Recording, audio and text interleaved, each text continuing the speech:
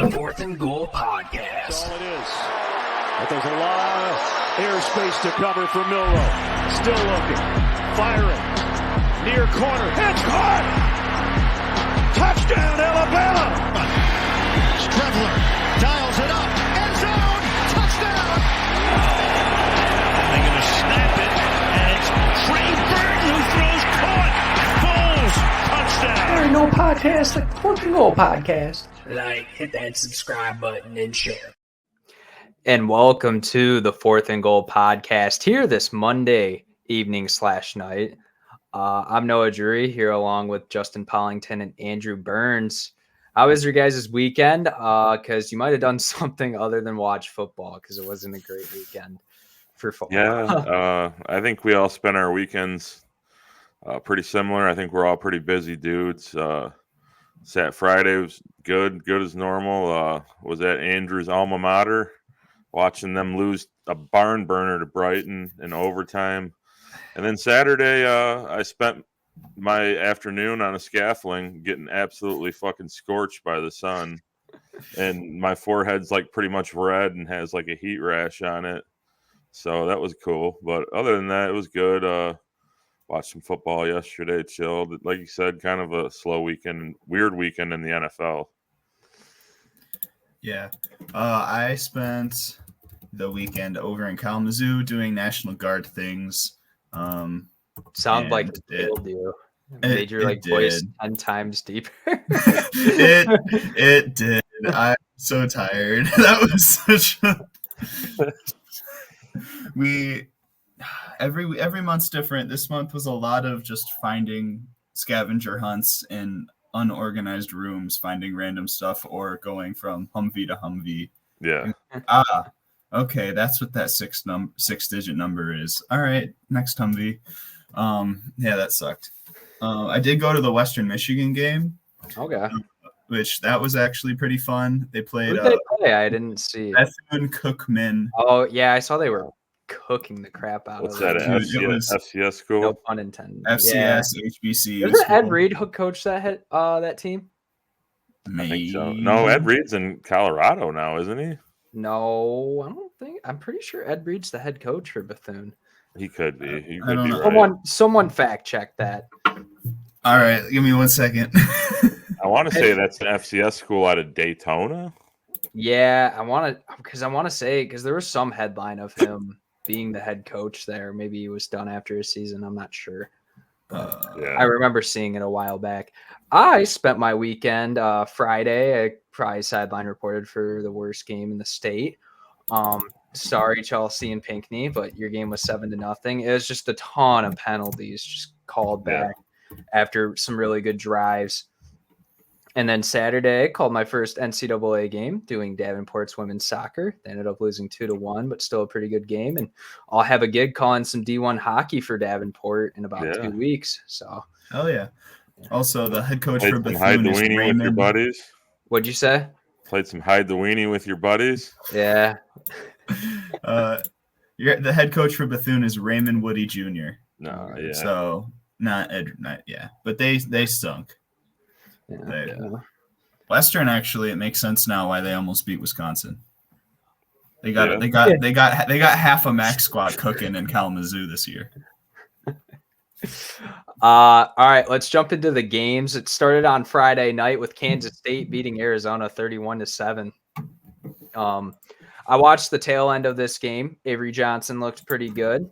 This Kansas State defense and offense overall looked pretty good. I thought that, you know what? I said into the game, Arizona doesn't have any depth, and that looked to be true because Tatoria McMillan was amazing, but the rest of that offense for Arizona just couldn't get anything done. They, you know what? They got their business handled pretty well against Kansas State. Your guys' thoughts on this game? Yeah, I mean, that game pretty much hit on everything that we said. Arizona just doesn't have the horses to keep up. Kansas State's a pretty good football team, and obviously we're the more physical team. McMillan's a really good player, and I'm honestly shocked that Arizona was able to keep him there. I'm surprised he didn't go to Washington or the highest bidder or whoever wanted him. Did But, he be great in like a Ole Miss offense right now, or like a USC or offense? Georgia, where their receivers Nah, are I don't lacking. know. I don't think Michigan. Or Michigan, yeah. No. Well, he can't play quarterback, so Yeah. it doesn't really matter. If Fafita came along with him, sure. Yeah. Yeah, there's another guy that I want to pitch to you about being at Michigan. Are you sad or not about it? Well, no, We'll get to that later, though. Let's get to there. Yeah, We'll get there. We'll get there later. K-State first. I mean, it's pretty easy, Cap, looking back at this game. Again, I was busy in my pickle suit, so I didn't get to watch this game. But from watching the highlights and watching everything about and looking at the box score, it's pretty easy when you can just turn around and your running backs go for 230 yards. You're going to have in the office. Well, Avery Johnson led the rushing with 110 rushing yards. Yeah. So, I mean, he's a very dynamic athlete. There's a reason why they wanted to make the change from Will Howard. Will Howard, while he's not a terrible runner, he just doesn't have that explosiveness that Avery Johnson has. Right. And they're probably similar in terms of passing talent. So you're going to just go with the better athlete at quarterback. Yeah, I thought that Kansas State just kind of dominated at all facets of this game. And that's the reason why they ended up coming out with a convincing victory. Yeah, I mean, we're not surprised here. Arizona showed that they were a fraud in week 2, and they got blasted by a better team. Team that might be creeping up into our rankings this week. You know what? We'll find out in just a little bit. But first, let's talk about Alabama versus Wisconsin. Tyler Van Dyke goes down with an injury in the first quarter. Alabama ends up showing out strong in this game, as I thought they would. I don't know what the difference is if Tyler Van Dyke stays in the game or if he still gets injured. I think Alabama still wins by multiple scores. It's more than just the quarterback for Wisconsin. And Wisconsin looked terrible coming into this game. Obviously, Alabama had the scare against South Florida until about the end. And I think Alabama just, you know what? Milroe is a great athlete, and he's a solid quarterback. He can pass it deep for you. I don't know what this Alabama team looks like when it gets to SEC play.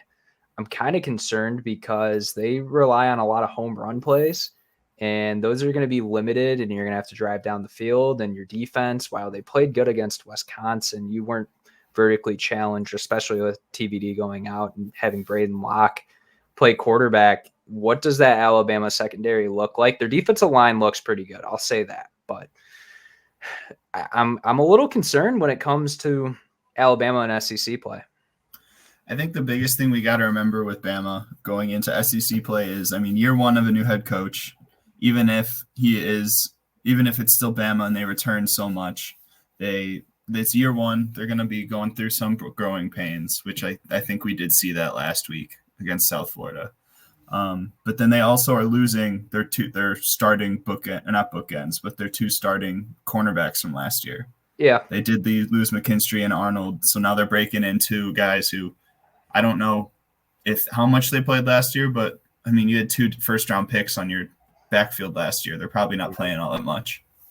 Yeah. So there's going to be some growing pains. Oh, yeah.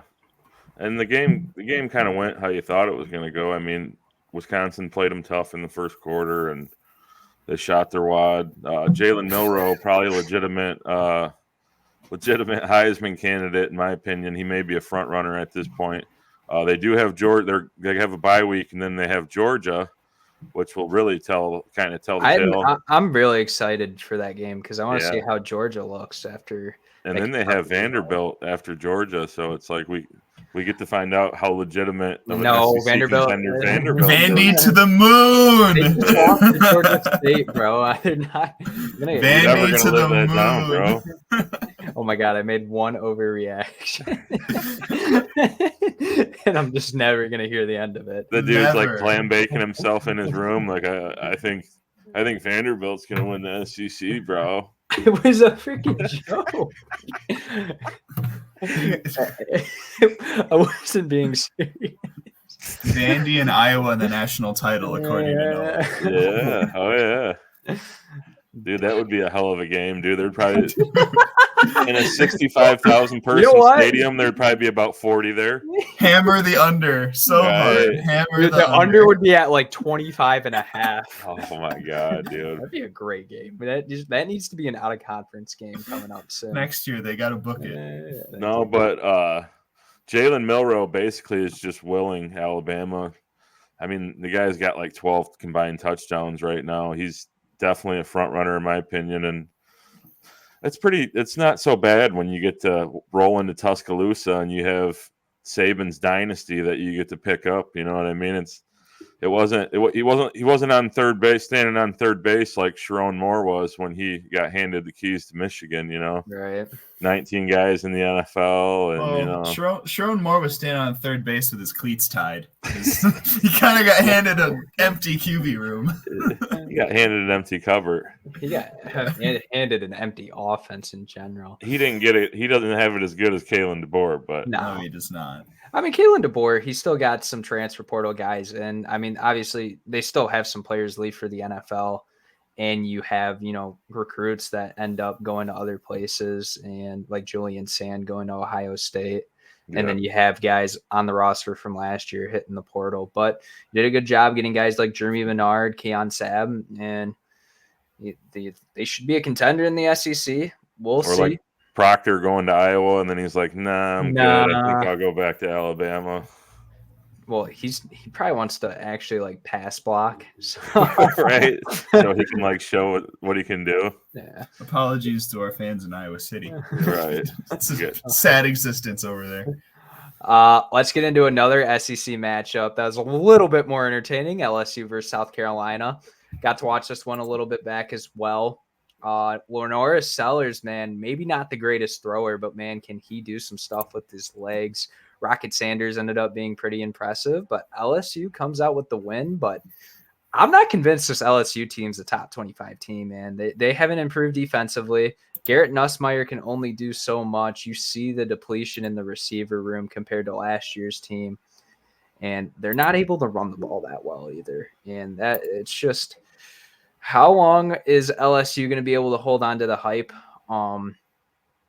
I know they played competitively versus USC, but we don't know what USC really is. Yeah, your guys' takeaways.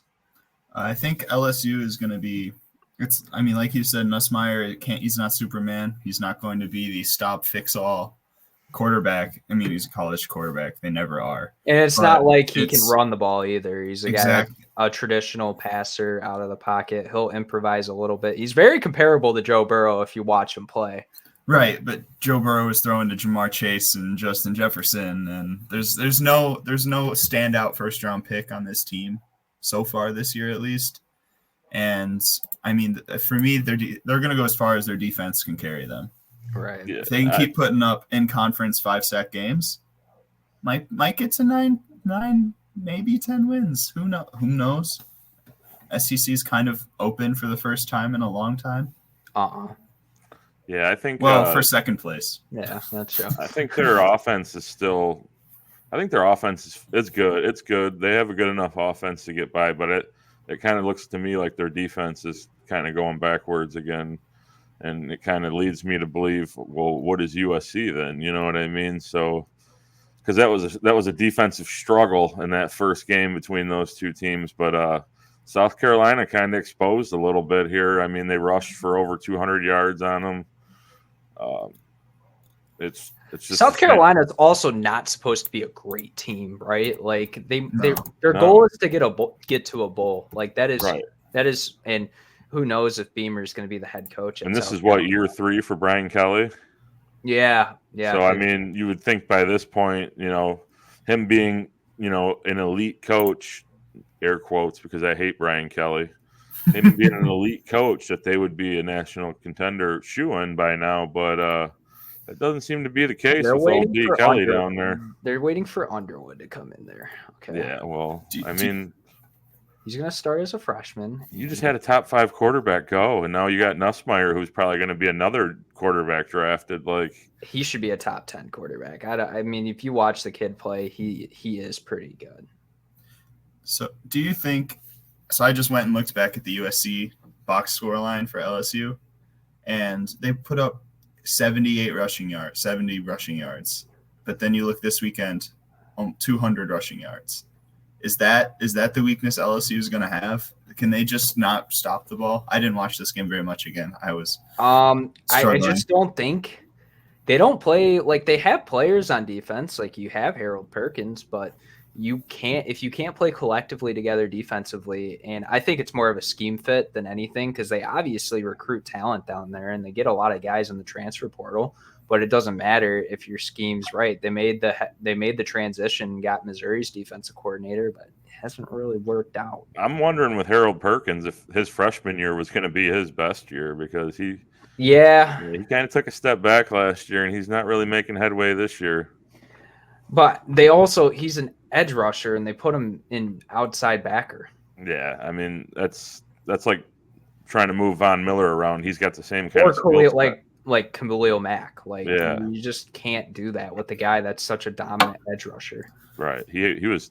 I mean, his freshman year, I was like, man, this guy's gonna be. Dude, he single-handedly won their game versus Arkansas. Literally. Yeah. Like awesome, dude, and obviously like.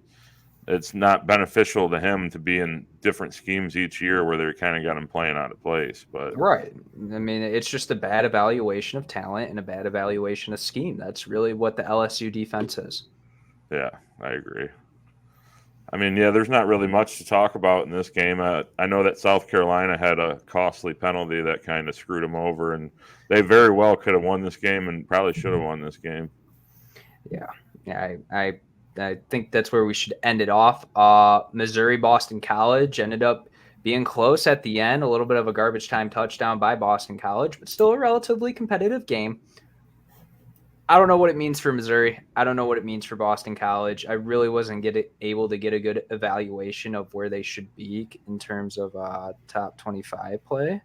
But Boston College obviously goes unranked in the AP top 25 after this game, but I wasn't impressed with Missouri. I don't think I will be until they play in the SEC. When you play what, Lindenwood and Buffalo in your first two games?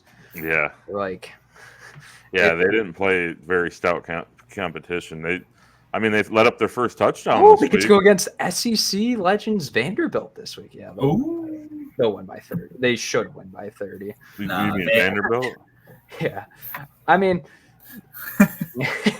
Vandy to win. Nate Noel seems to be a fine rusher for this Tigers offense. I'm still not impressed with Brady Cook. You have one of the top receiver rooms in the country. Like, you should be able to throw the ball pretty well, even if you're not that good. But I think there's going to come a time and a place where he's going to lose them some football games.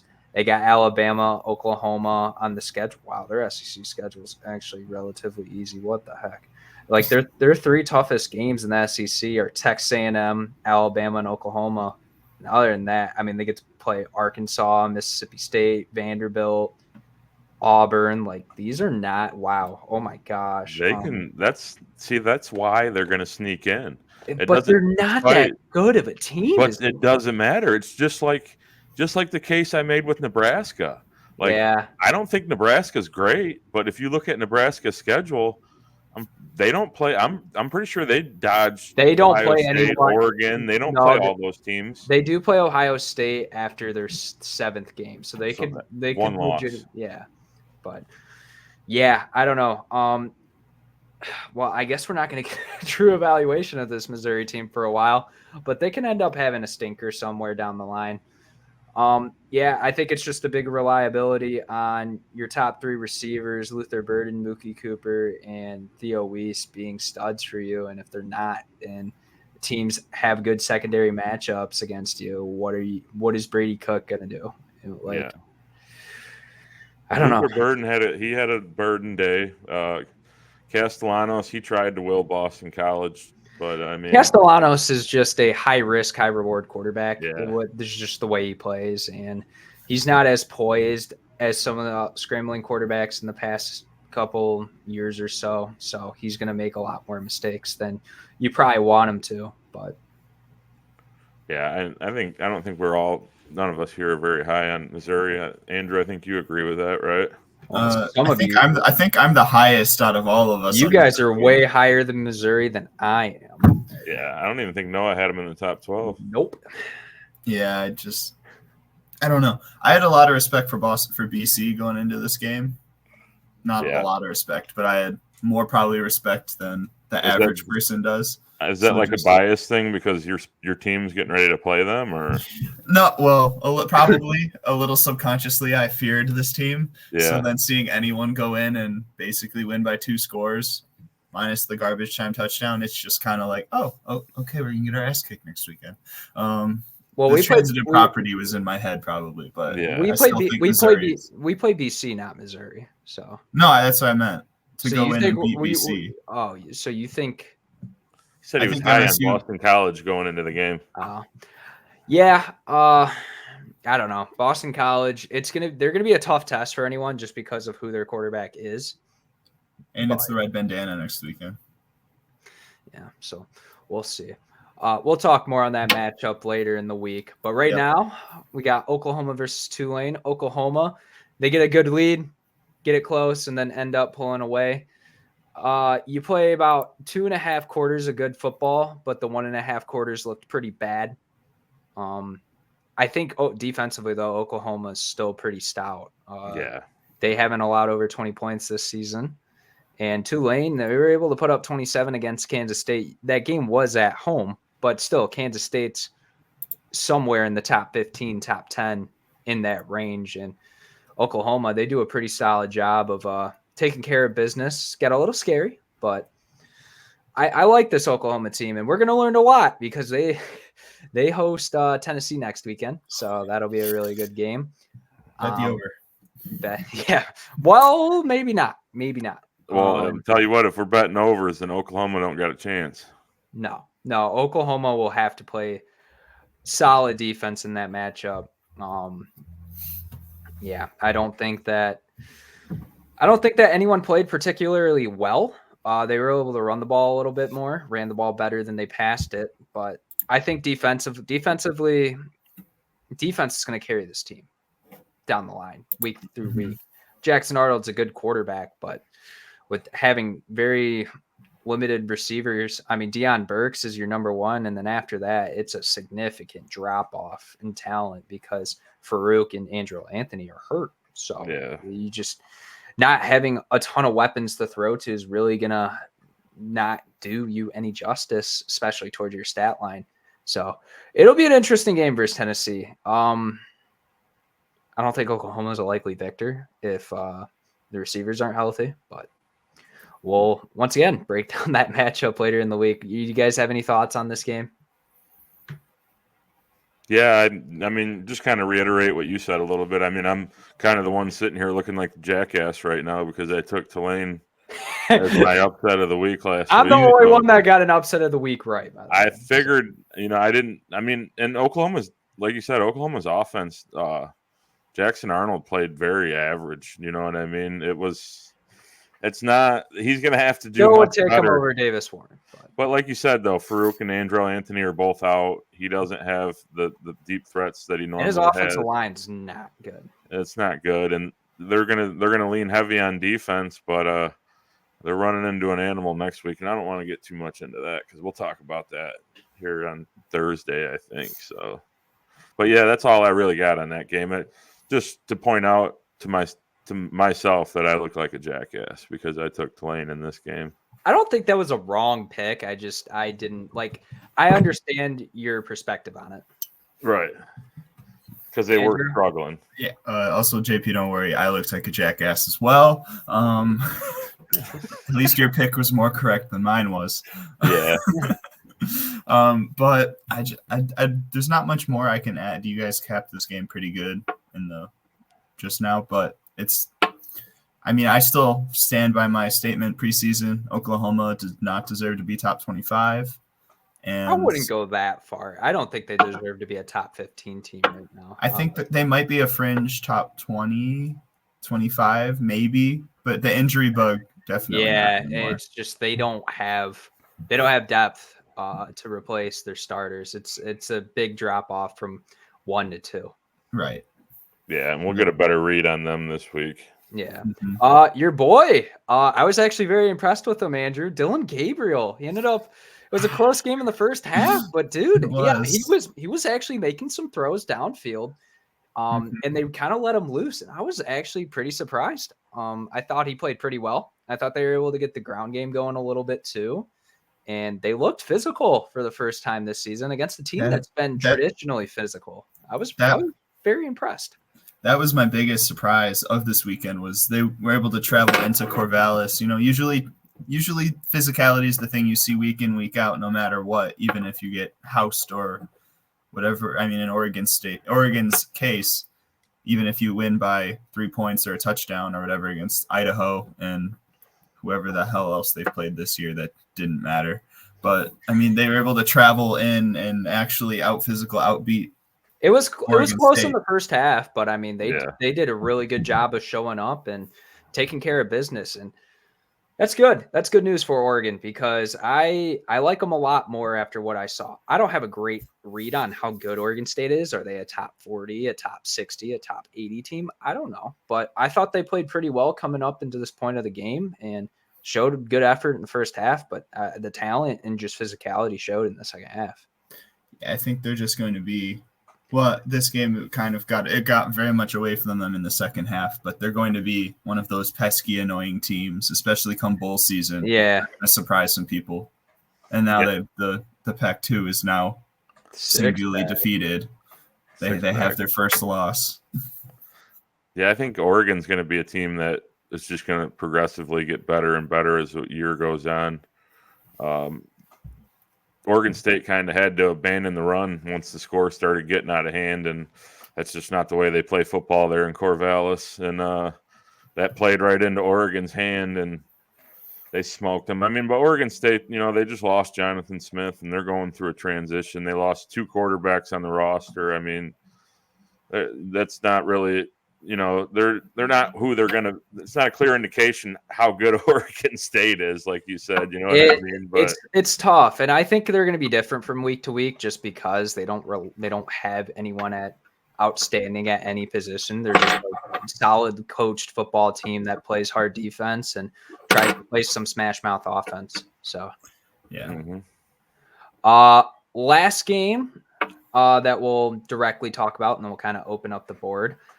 Georgia versus Kentucky, a game that I did not think I was going to have to watch at all because Georgia tends to smoke Kentucky.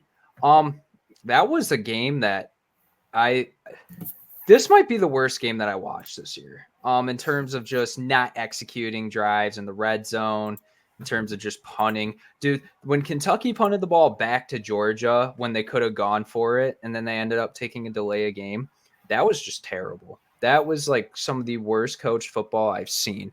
And I'm not impressed with this game at all. Yeah, I don't know. I don't want to even talk about it. You guys just go for it. This was worst, like 3 hours of my life. Yeah, I watched most of this game, and it was kind of disturbing to me that Kentucky's defensive line now, they were kind of able to move Georgia's offensive line around a little bit. And Carson Beck, dude, for like I was telling Noah the other day on the phone, for a guy that's supposed to be the shoe-in number 1 pick, he's looked really average in these first weeks. I mean, but we all know, just like last year, Georgia can turn it on, at any second. You know what I mean? This is it's what they do. I mean, they've been at the top. They're probably the cream of the crop in college football right now. And they got another guy arrested for a speeding ticket, but that's a whole nother conversation. Can we just talk about how does this keep happening? Like because they win. But this you win, it doesn't matter. What's gonna end up happening is you can't buy a certain to be on the roster, you can't buy a car over like 300 horsepower. Like there's no buying red cars. No buying a car dude, everyone's gonna have to drive a 4-cylinder because seriously, this is I mean, in the day event of NIL, I mean, can we get like some limo sponsorship or something here? Like, what the hell is going on? Get every starter a driver. Or get every starter a driver, or get an Uber sponsorship where you just get Ubered around for free because these guys should not be driving. They should not be driving based off of, but it's just a ticket too. It's not like a lot of these guys are getting arrested or any real punishment. They're able to, I just, went 106 probably through a school zone, but I'm going to be able to play. Yeah. I mean, what 20-year-old doesn't do that though, to be fair? I mean, I'm sure it happens around the country, but they're just getting busted because they're, I don't know. I mean, driving stupid cars versus like my Ford Taurus. Right. Yeah. I mean, I know Michigan's notorious for drunk driving coaches, but I mean, this is out of hand over here in Georgia. It'd be one thing if it was like 2 or 3 players, because I mean, you remember the Jalen Carter stuff before he got drafted, but no, apparently it's just a culture, dude. They must have like some insane like race meets or something. Like, I don't know. It's Ferraris everywhere. Yeah. I would imagine their locker room is probably like an episode of like Last Chance U or something. You know what I mean? They have to get a documentary filmed on this. Yeah, another 30 for 30. Yeah. But like a quick note on that game before Andrew takes over here. I thought that if Kentucky would have just kept running the ball a little bit more, that seemed to be effective for them. Like every time Vandergrift dropped back to pass, I mean, the kid was running for his life. I mean, I know you got to stay balanced and you can't be too predictable, but I thought if they would have stuck more with the run game, they would have had a chance to win this game. You all right, dude? Excuse me. Sorry. Just died for a second. Yeah, I think I agree with, your take on that. If they ran the ball, they probably have a better chance of winning. I still think if they had gotten maybe a field goal or some garbage or some touchdown at the end of that game, Georgia goes, they want to, it's like little brother almost. I'm going to unfortunately quote my cart, let them back in the game. We'll just take it back real quick. I think Georgia, if they wanted to, could have turned it on, because it's unfortunately I think Georgia hit, you fall to the, it's the saying of you're only as good as your competition. Yeah. So they weren't playing a lesser team. The same thing kind of happened at Clemson in that first quarter and a half. They played pretty rough. Clemson's a better team than Kentucky, though. Let's be completely honest. I know, but neither of them are Georgia level of team. No. Georgia should have had no problem with either of them, but you saw struggles with both games. And I think they're kind of just sleeping giant, but if you poke the bear, he's going to wake up, and then the whole SEC screwed. I think they kind of were just in a look ahead spot. You have a bye week going into next week, and then you play Bama. Mm-hmm. But I don't think I think it was just bad preparation, and I also think they pushed Kentucky, or Kentucky pushed Georgia a little bit and kind of caught them by surprise. Yeah. Now Kentucky's got a front four defensive line though. They can play with the big boys. They don't have the rest. That's it. Opening up the board in other games in college football. The first one I wanted to get to is how about them Toledo Rockets versus Mississippi State? The only guy to get the upset pick of the week, and it wasn't not just an upset, dude. It was a killing. Mississippi State's terrible. This guy was so quick to let us know about that, Andrew. He was so ready. Yeah, he was ready. He was on that one. Yeah. But great game by Toledo. Mississippi State might be the worst team in the SEC. I hope. Do them and Vanderbilt play? I think they play in like prime time on like a big time network. That'll be like a toilet bowl, like the shitter.com bowl or something. I don't understand how that happens, but you know what? Yeah, you don't expect a big bad SEC team to lose to a MAC school. You know what I mean? I don't. Jason Candle comes through. Yeah, dude. He's lighting it up. Dude, he might take that Florida job. Yeah. There's potential there. I don't hate that actually. Well, Billy Napier should be fired, but he'll be gone before the season ends. That's my hot take. Let's go. Mississippi State versus Florida next week on ESPN at noon. Is that on the Ocho? No one's gonna watch that game outside of Florida. Yeah. Oh boy. Can't wait to watch that. They do not play Vanderbilt. That's so sad. Damn it. All right. Yeah. I want to call out. So I was torn between two games for my upset of the week, and I went with the bigger one because I wanted to see Oregon lose a little bit. Yeah. But I want to throw out Kansas UNLV. And that was my other game that I'm kind of upset I didn't call at this point. But UNLV probably didn't deserve to win that game. I feel like Kansas outplayed them for the most part. I think minus the defense stepping up to allow them to win. Jalen Daniels did not look good. No, he didn't. He went 500 passing, 100 and so. He's one of those, a handful of yards. He's one of those guys where it's just like he can't really read a defense. No. It's got to be schemed up for him, and him not having Andy Koldenicki, it shows. I mean, he was limited to his play, but when he did play last year, I mean, there was so much stuff just there for him. And the rushing attack, I mean, it's good, but there's only so much you can do when you can stack 7 or 8 guys in the box. And right. Kansas, I mean, they were supposed to be this contender in the Big 12 this year. They had a lot of their roster returning, but UNLV is a good team. Not to discredit them, but no, that's maybe a dark horse for a group of 5 team for the playoff. Yeah. Yeah. Kansas, they're going to get housed, but Kansas got a lot of hype this offseason, and they are not coming through. That's for sure. They're definitely out of the Big 12 thick of things. Transitioning into Big 12. Speaking of, I watched a lot of the Colorado State game. I felt like the wheels were getting ready to come off, and I was ready to burn them to the ground. And like I said, man, I think Colorado played their most complete football game under Coach Prime. I know they scored 28 points. They didn't score 50 or whatever, but the way they played defensively, they were sound. They were in control of the game the whole time. There was never no doubt. And just let me say one thing. Travis Hunter, by far the best player in college football. The kid's amazing. You see a lot of highlights. Sometimes you don't always get to watch Colorado games live. But watching him live, man, he's unreal. I think the kid's missed like 15 plays this year between offense and defense. He had over 100 yards, multiple touchdown catches, and they tried to throw at him. He had an interception. I mean, the ball skills are unbelievable. The amount of ground that he can make up with his length and his speed. The kid's unreal, dude. I mean, he's doing stuff that he's like basically like the Shohei Ohtani of college football right now.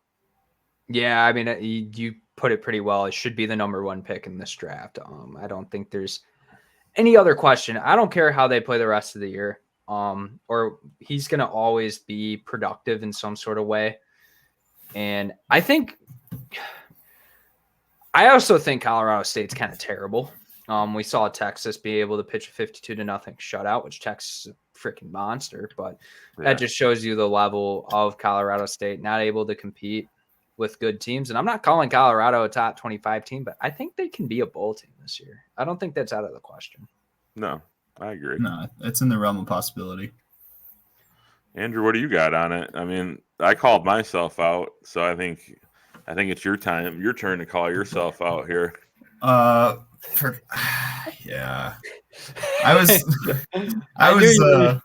I knew you said something about Colorado State. Kind of hoping I could just sneakily go into the next game and not have to call out my receipts.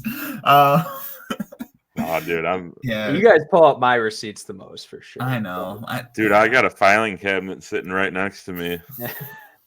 And feel free if you call me out. You know what I mean? If I said it, I'll own up to it.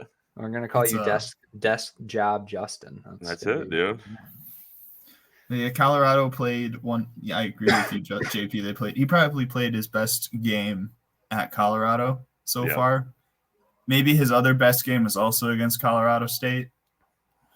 Their best game, not he. I don't know why I said he. Their best game probably last year, Colorado State as well.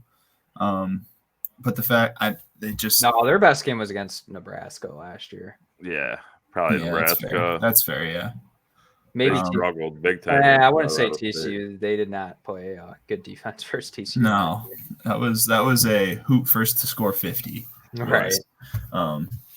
But they impressed me. They showed grit that I didn't think they had in them. I thought it was Ferraris and gold chains and rappers all the time, but they showed that they can get down and dirty, and they rolled and they got punched in the face a couple times, and they proved that they can take it.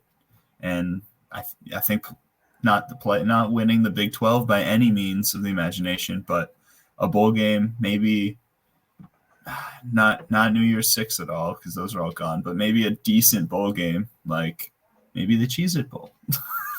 I mean, you really don't know, though. Bowl. Come on.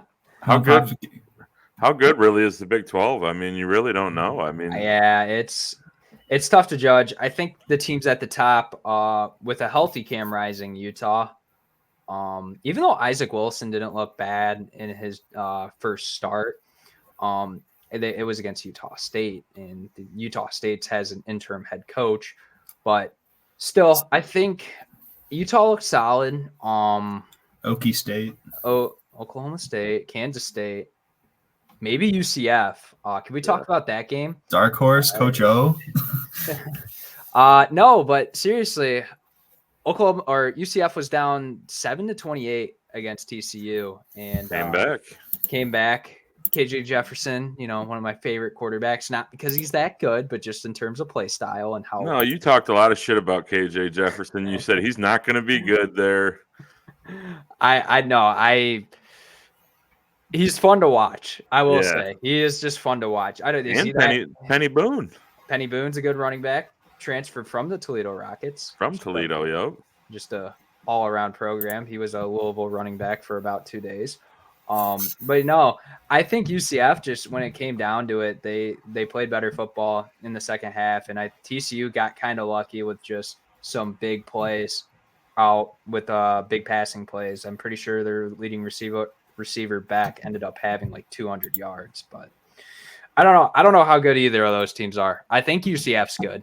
I liked them coming into this season, but yeah, like I said, I still think that conference may be up for grabs. If Colorado can continue to play like they did against Colorado State, against better competition, then in all three phases, it was a well-rounded game. They could have a shot. Yeah. You never know. Do we want to talk about? Oh, let's hit on Arch Manning. Coming into the game. Go there. Yeah, UTSA end up getting a huge blowout win, and Arch Manning looks like it was against UTSA, and UTSA is not the team it was the past couple of years. There's a lot of just Frank Harris leaving is probably the biggest departure of that team. But, I mean, still, Arch Manning for the algorithm. I don't know. He played pretty good. I don't really have much to say other than that. It looks like Quinn Ewers is going to miss against UL Monroe this week. Is Arch going to end up starting over Quinn Ewers at some point this season? Is that a real conversation? I don't think so. But no. It's Ewers has earned that job. He's played too well. He's played too well both games he's played so far this season. He played really well last year. There's no reason for them to either potentially change the dynamic in that locker room and hurt themselves and ruin their playoff chances and their national title hopes. Just because Ewers is the captain of that team right now. Yeah, he's the heart and soul of that team. I think they're just in a situation where Sark he's really building a monster out there, and I think they're just that good. I mean, they have two great quarterbacks on their roster. I think their third string, he's a freshman. He in the spring game, he looked pretty well Oh, I believe it.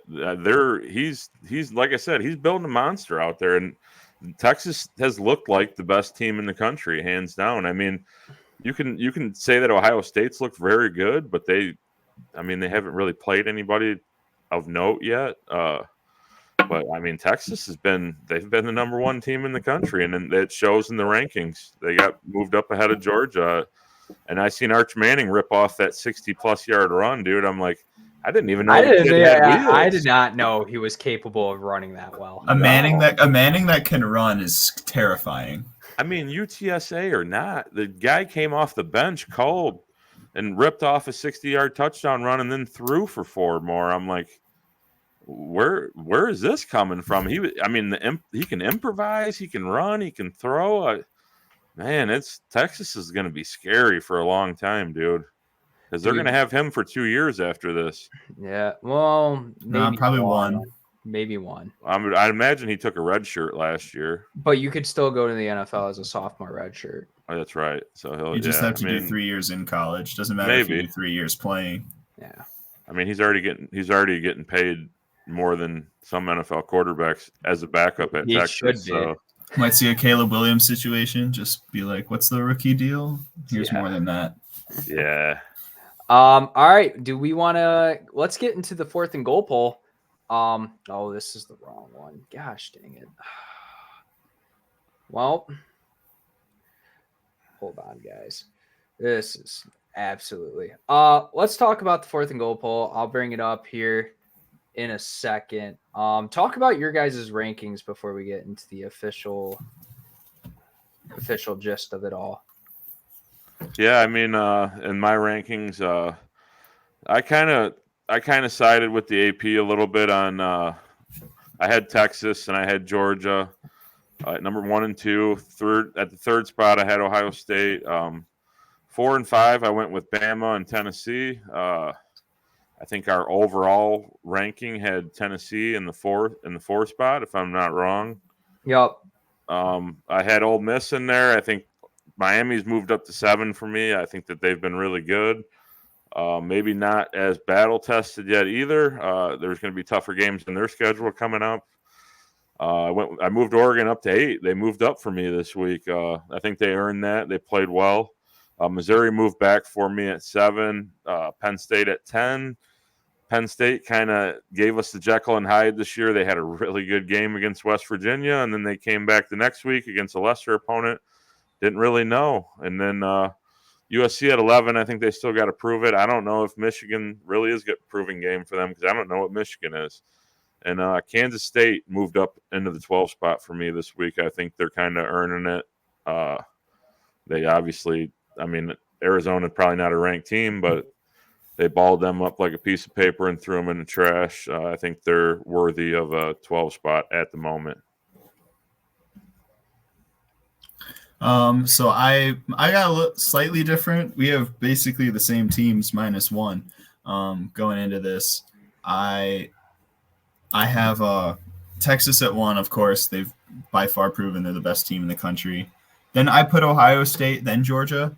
Just Georgia has shown me too many kinks in the armor to be that number 2 team, struggling against Kentucky.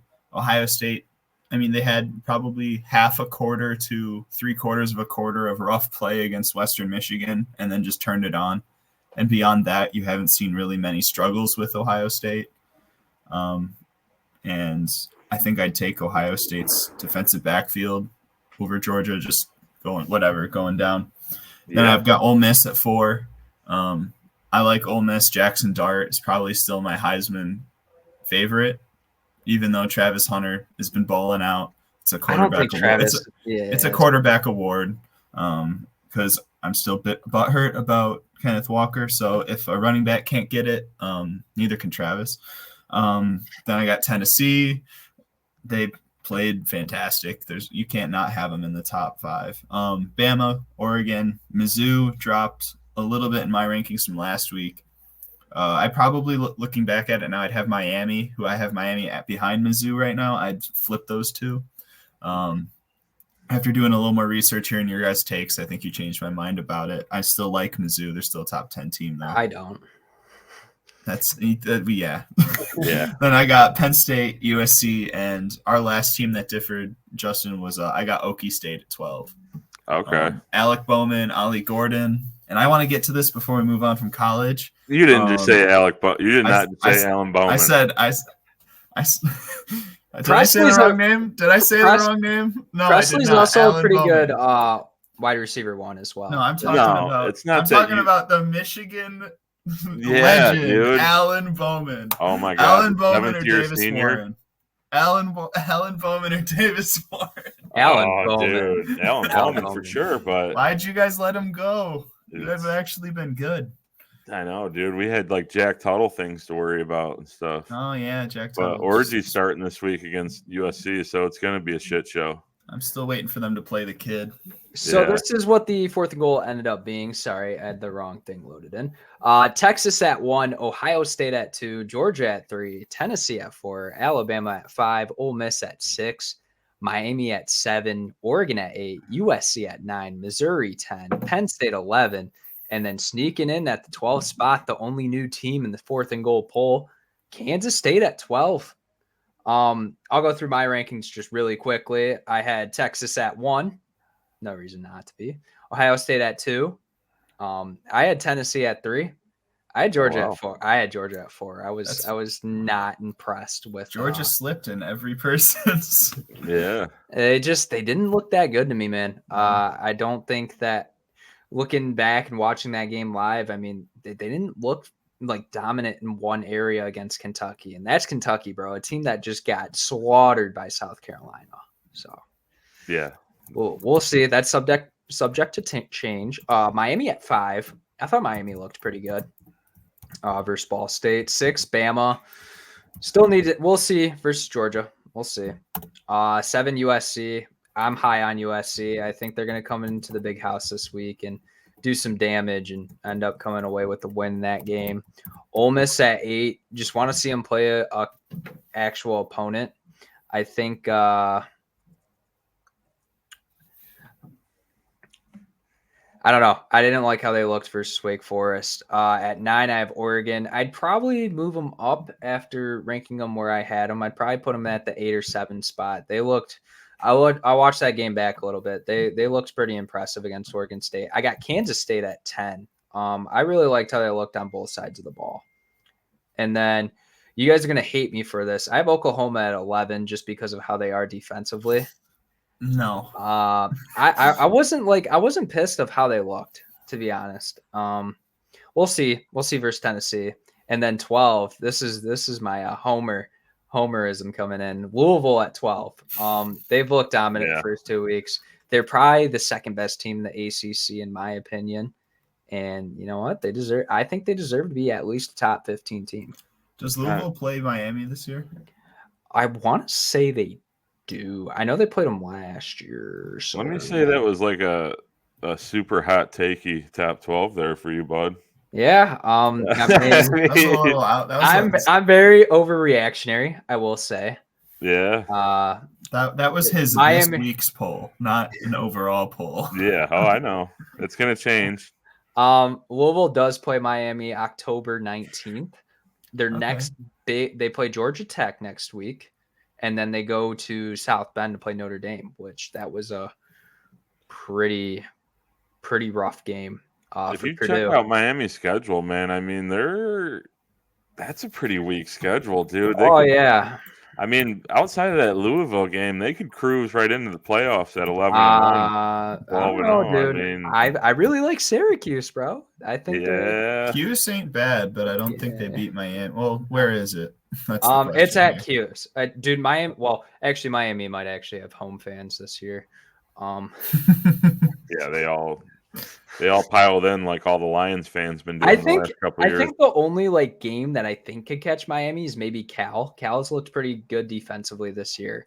So, and I think they have a running game and a passing game good enough to maybe give Miami some challenges. But other than that, I mean, South Florida, probably not. Virginia Tech, no. They should kill Florida State.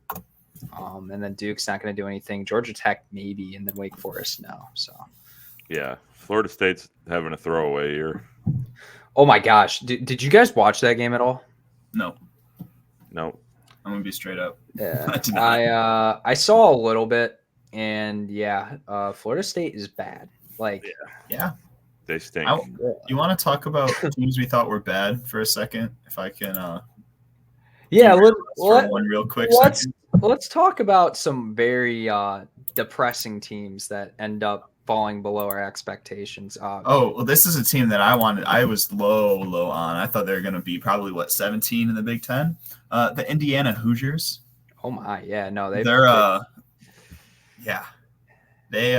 been showing out. They're the highest scoring team in the Big Ten this year so far. Yeah. Their offense, Kurt Cignetti's a maniac. Yep.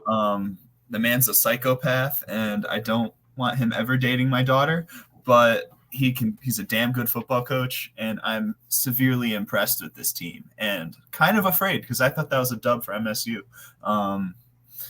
They're looking good this year. I did watch that game against UCLA, and it's pretty crazy, dude.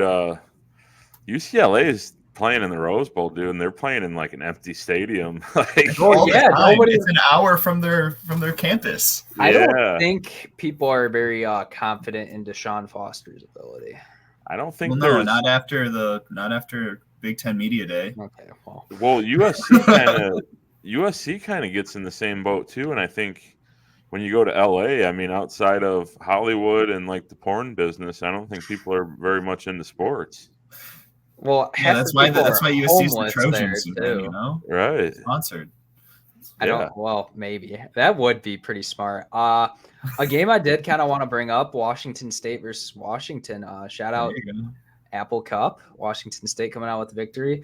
People expect Washington fans are delusional. They expected their team to be like, oh, we're gonna be like 9-3 and like competing for the Big Ten. No, they lost 20 of 22 starters, man. And a lot of your team transfers out. You get some people from Arizona and other schools transfer in. You get Will Rogers to play quarterback. But shout out Washington State, man. Jake Dickert, head coach at Washington State, keeping them pretty solid. They should have been a top 25 team. Yeah, I agree. Another guy you were in love with that you wanted at Michigan State last year. Who? You? Oh, Jake Dickert. I think he would have done a good job. Probably would. Speaking of Michigan State, not a very big game, but I just want to throw out the historical significance of the game. Oh, the Charles Brantley. Well, Charles Brantley, sure. But it was HBCU traveling up to Michigan State to replace the Raging Cajuns that were supposed to play.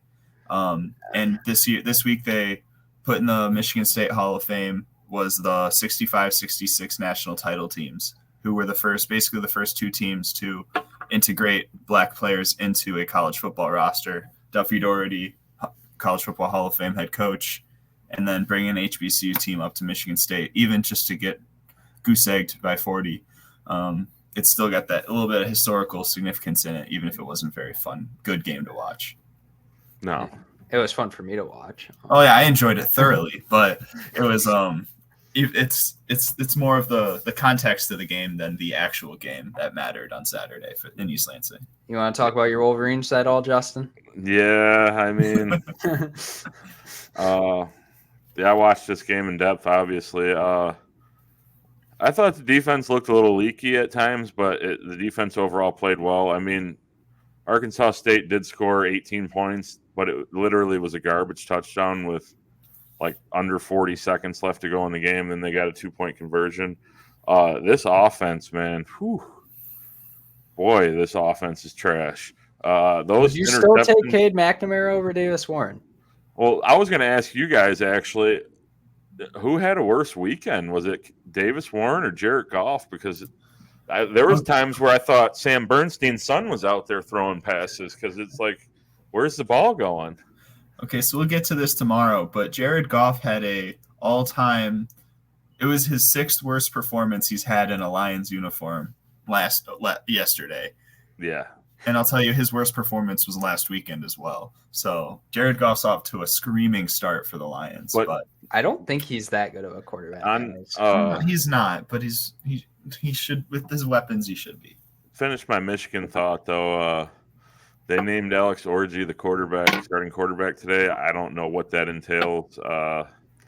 It's going to be a lot of read option, buddy. Run the damn ball. I don't think he can throw the ball very well. I know they got Jack Tuttle back there, but, dude, I don't want to see that either.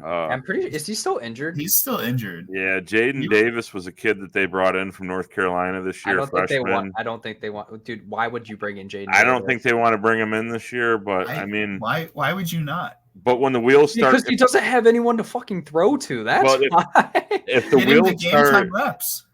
the wheels start coming off this year, you have to get him in there and get prepared for the future. I mean, I would hate to burn a red shirt, but this isn't You don't I see don't know, man. players play 4 or 5 years anymore. You'll get him till he's a junior and he'll go to the league or he'll transfer. I don't know if also Jaden Davis is that good. He dropped significantly in recruiting rankings. He was the number 2 player at one point in his junior year, and he fell to like what, the 9th, 10th? Well, he had a lot of fanfare because if you remember, he was getting D1 offers when he was in like 8th grade. Yeah, no. You know what I mean, I'm not saying he's bad. I still think he's got a lot of potential, but compared to other quarterbacks in that 2024 recruiting class, I think there's better. He also played on a powerhouse team that had 5 stars, and I will say he's a lot better than Air Nolan. I think Air Nolan was probably one of the worst like misses by recruiting experts. yeah.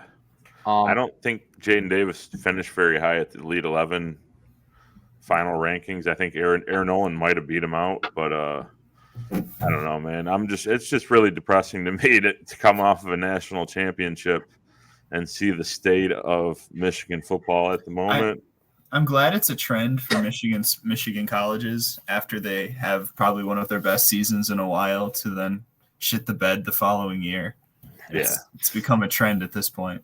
Last thing I want to do before we head out of here, let's talk about the AP Top 25 a little bit.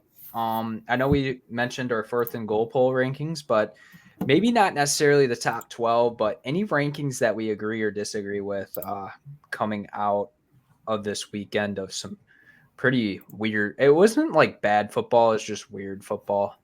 I think that's what I'd call it. Why don't you start it off for us, Noah? I think Michigan deserves to be ranked a little bit lower. Being completely honest, I think I know I'd put Louisville above them. We get it. But I mean, even like I think Nebraska looks a little bit better than Michigan at this point in the season. Clemson, I think, probably could be up there potentially. And Iowa State, they've looked good so far this year. At the tail end, Texas A&M being ranked again. Do we really buy that? I mean, you only beat Florida by 13. You dominate 20-0 to come out, but dude. Yeah, look at Illinois sneaking in there at Illinois is a good team. No, Illinois is a good team. I don't know about top 25, but they're a good team. I think Illinois and Indiana both deserve to be on that list. I'm kind of miffed Indiana's not ranked and Texas A&M's ranked or even Clemson's ranked. I think Indiana beats both those teams, if I'm being honest. I don't know about Clemson. I think it depends on where it's played. And maybe in Clemson, maybe Tiger Stadium, they might lose. But if it's in Indiana, if it's a neutral site, I think Indiana just boat races them. Yeah, and like your comment on Michigan, Noah, if they lose this week to USC, I think they're out. You know, I mean, if they play it close, I don't think so. But like, if USC looks dominant on all levels, yeah, Michigan's not a top 25 team. Yeah, I think. That's. You guys probably listed all my other complaints outside of Indiana. I think LSU is a little high for me too. I don't think they're the 16th best team in the country. No. I think Iowa State might still be a little overranked as well. They're probably still riding that Iowa win. Well, they didn't play last week. They have they get to play Arkansas State this week. They're going to win again. They actually do not have a tough schedule at all. Their 2 toughest games are at the end of the year. They play. Here's their schedule: Arkansas State, Houston, Baylor. Those are three wins. 3 wins. Then you play West Virginia. They're not 4 wins. I don't know. Where is it? It's at Morgantown. So. UCF could be a loss. Texas Tech should be a win. They should win that. Kansas should be a win. Cincinnati should be a win, and then it's Utah and Kansas State at the end of the season. So. Yeah. Which is what they are now is not what they'll be here within the next few weeks. I really like this next week, especially that Friday matchup between Illinois and Nebraska. I think that's going to be a good one on Fox there. Barn burner. Yeah, we got to save that for the preview show. The fun talk. Fun talk. All right. There was a lot of blowouts this week, man, and college football really wasn't Really wasn't that fun. It's non-con. You're gonna see them. We didn't even really talk about like one of the best games this week was the backyard brawl. We kind of just brought. I only really caught right the over end. that. I only really caught the end of the game, if I'm gonna be honest. West Virginia went up, and then Eli Holstein just, you know what? He was a blue chip recruit for a reason. Holstein, he's looking good, man. He's looking. I don't real know good. how good Pitt is, though. Like, we don't know how good anybody is. We just Yeah, keep shrugging our shoulders and saying we don't know how good this team right? is. Because because everyone, like, you know, they look good one week, and then it looks completely different, or no one even looks good, or it's hard to evaluate how good teams are at this point, especially with these big conferences being a lot harder now. Like, we're going to see weaker and weaker out of conference opponents, and it's going to suck. Like, I don't think it's good for the sport. No. Well, the SEC's been doing it for 20 years. Yeah, it's true. And it got Michigan to a playoff last year. So, nah, I mean Michigan. No, they were going either way, but the cupcakes y'all played last year was laughable. I mean, but still, you beat Penn State, you beat Ohio State, you beat Iowa, you beat Alabama, you beat Washington. I mean, what else do you want from us? No, I'm just talking my shit. Just beat the team. I mean, I'm a little delirious. I'm sorry. We could have played Georgia too, but goddamn. All right, guys, that's going to be the end of this college football reaction episode. We will try to bring you our NFL thoughts sometime tomorrow or Wednesday night, and then we'll get our predictions out on Thursday night for the upcoming weekend of football. Will it be as bad as this weekend? Hopefully not. Make sure you like, subscribe, and share. Follow us on our socials at 4th and Goal Pod. Follow me at X at Drury Noah. Follow Justin on Instagram at BigJP58. Follow Andrew on X at Burnsy. And yeah, enjoy the rest of your night, evening, morning, whenever you guys are listening to this. Any thoughts? Any last words, guys? Stay safe, y'all, and have a great rest of your day, night, evening, wherever you are. Peace.